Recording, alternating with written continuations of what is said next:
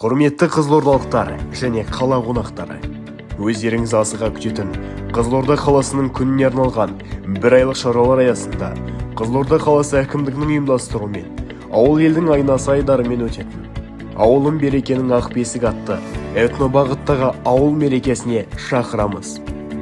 Айтулы мәдени көпшілік шарада бауырсақ парти, шұбат қымыз фест, қауын қарбыз фест фестивальдері және этноауыл көрмесі ұйымдастырылады.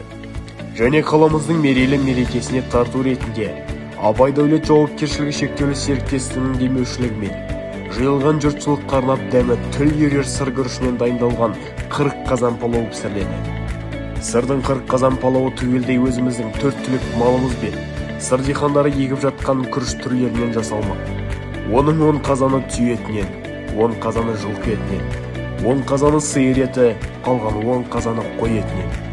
Күріштің лидер, янтарь, маржан, әйгерім, сыр сұлуы және украиналық сорттардан дайындалады. Ырысымыз тасып, берекелі күндеріміз көп болып, қара қазанымыз оттан түспесін. Айтулы мерекені бірге тойлауға, мереке ажарын ашуға, бірге атсалысуға шақырамыз.